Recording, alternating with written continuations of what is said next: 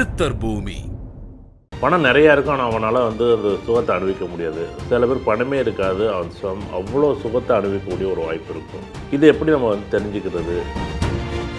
நீங்கள் உங்கள் வாழ்க்கையில் எவ்வளோ கஷ்டப்பட்டாலும் கஷ்டத்தை விட உங்களுக்கு ஏதோ ஒரு வகையில் ஒரு வெகுமதின்னு கிடைக்கும்ல.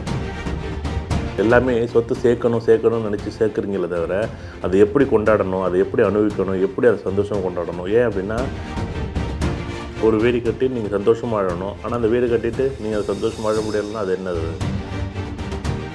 அனைவருக்கும் வணக்கம். இந்த நாள் இனிய நாள், வாழ்வில் எல்லாரும் எல்லா வளமும் பெற வேண்டும்.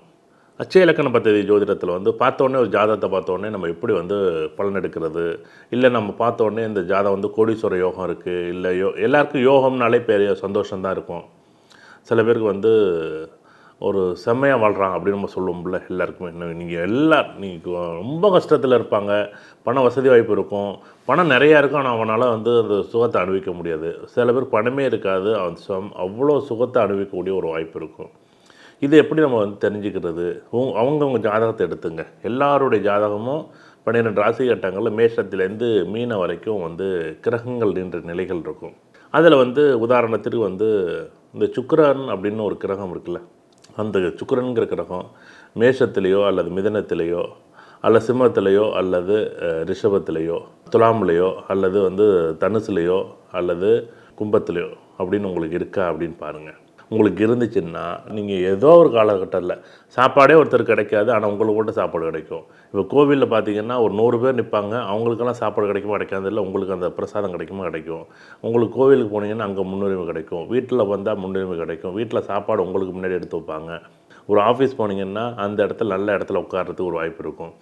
நீங்கள் உங்கள் வாழ்க்கையில் எவ்வளோ கஷ்டப்பட்டாலும் கஷ்டத்தை விட உங்களுக்கு ஏதோ ஒரு வகையில் ஒரு வெகுமதின்னு கிடைக்கும்ல. ஒரு சுகமாக வாழ்கிறான், சந்தோஷமாக வாழ்கிறான், இல்லை நிம்மதியாக வாழ்கிறான், ஏதோ ஒரு வகையில் அவருக்கு 100 பேர் ஒரு 10 பேர் பஸ்ஸில் பயணிக்கிறோம் அப்படின்னா அது நமக்கு பிடிச்ச சீட்டு நமக்கு கிடைக்கிற மாதிரி இருக்கும்ல. இந்த மாதிரி இடத்துல உங்களுக்கு மேஷத்தில் சுக்கரன் இருக்கா, கண்டிப்பாக உங்கள் வாழ்க்கையில் வந்து ஏதோ ஒரு வகையில் உங்களுக்கு கிடைக்க வேண்டிய ஒரு பாக்கியம், உங்களுக்கு கிடைக்க வேண்டிய ஒரு யோகம் கிடைக்கும். சார் எனக்கு வந்து ரிஷபத்தில் சுக்கரன் இருக்குது சார் அப்படின்னா, இல்லை எனக்கு வந்து கடகத்தில் சுக்கிரன் அப்படி இருக்குன்னா, எனக்கு கண்ணில் சுக்கிரன் அப்படி இருக்குன்னா, இல்லை விருச்சிகத்தில் சுக்கிரன் இருக்குது, இல்லை மகரத்தில் சுக்கிரன் இருக்குது, இல்லை மீனத்தில் சுக்கிரன் இருக்குது அப்படின்னா, கண்டிப்பாக நீங்கள் தயவு செய்து இந்த சுகபோகங்களை நம்ம முழுமையாக ஏற்க முடியுமா, முழுமையாக வாங்கிக்க முடியுமா, நம்மளால் வாழ முடியுமான்னா கண்டிப்பாக கோடியாக பணம் இருக்குங்க. நீங்கள் ஒன்றும் இல்லை, ரிஷபத்தில் சுக்கிரன் இருக்கிறவங்க நீங்கள் சதா காலமாக போட்டின்னா எப்படி இருக்குங்கிறீங்க. அவ்வளோ கஷ்டம். வீடு இருக்கும், படுக்க முடியாது, வீடு இருக்கும், நிம்மதி தூங்க முடியாது, வீடு இருக்கும், அது சந்தோஷமாக இருக்க முடியாது, வீடு இருக்கும், எங்கே வெளியூரில் வேலைக்கு வைப்பார். இப்படி நீங்கள் ஒருத்தரோட வாழ்க்கையில் அவ்வளோ கஷ்டங்கள் இருக்கும். அந்த கஷ்டங்கள்லேருந்து சம்பாரித்து சேர்த்த பொருளை அவர் அனுபவிக்க முடியுமா, அனுபவிக்க முடியாது.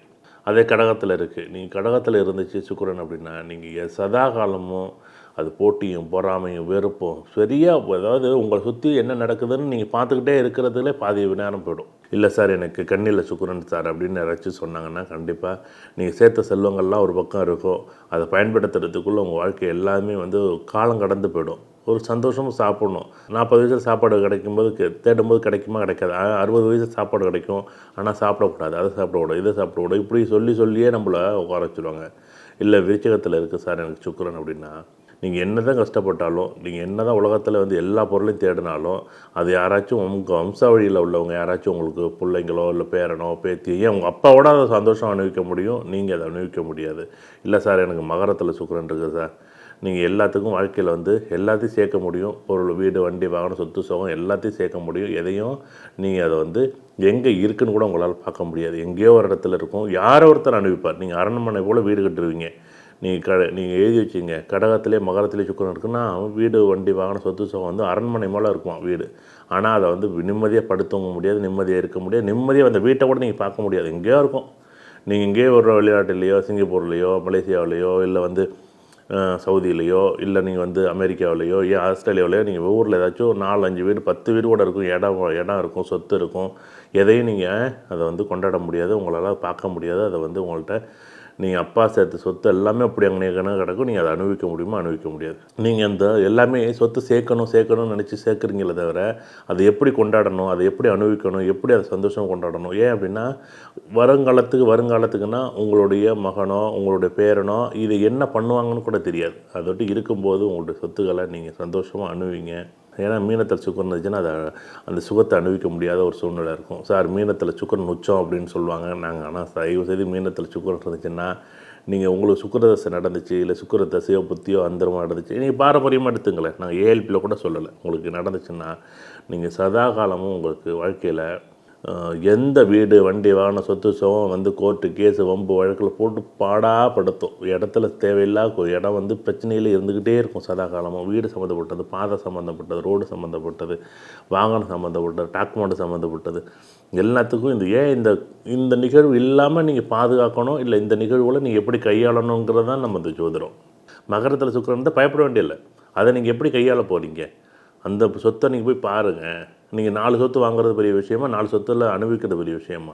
இங்கே எல்லாருமே என்ன நினைக்கிறோம் அப்படின்னா, உடனே சொத்தை வாங்கிட்டா அது சந்தோஷம் நினைக்கிறோம். சொத்தை வாங்கிட்டா சேர்த்துட்டா அது சந்தோஷம் நினைக்கிறீங்க. அந்த சொத்தை உங்களை நீங்கள் அனுபவிக்க முடியுமான்னு அனுபவிக்க முடியாதுல்ல. அனுபவிக்கிறது தானே வாழ்க்கை.